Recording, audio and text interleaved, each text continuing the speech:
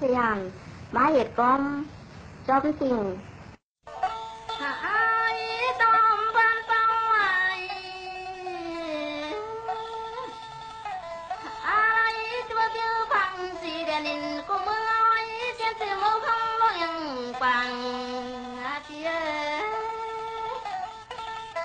ai chúa kêu bao nhiêu tề đã những luồng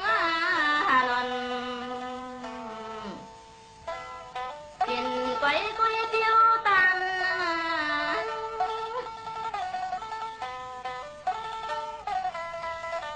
ai trên tư ăn giàu rau thì ma tăng liền mày nào cuối cùng tiền năm tài đã thì chưa xoang cả liền thiếu cùng mương cây là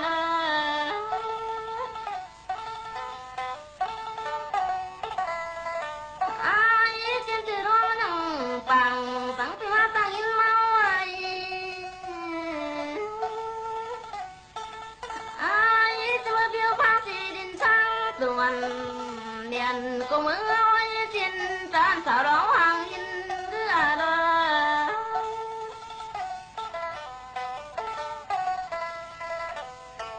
ai chưa biết rằng gì điện nhìn năm không môn này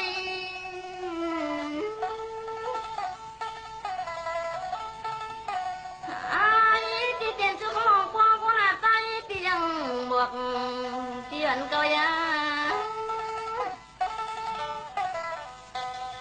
ai mới lăng bờ đám ai thì thế xoang cả còn đàn cũng mới lăng thăm các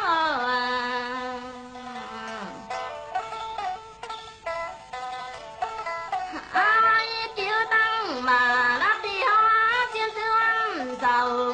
đâu có phải bữa xong ca đi mình thì ta nhau ơi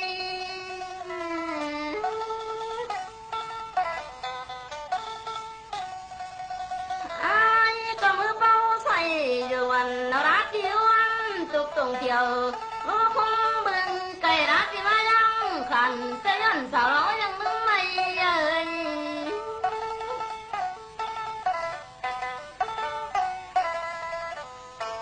ai có tay tiền buộc lá tí phán xin toan tục ăn tiền sư xin hoang ngây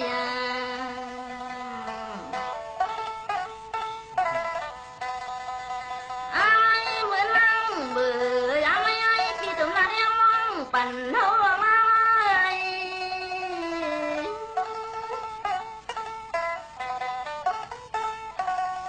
ai mới lăng bờ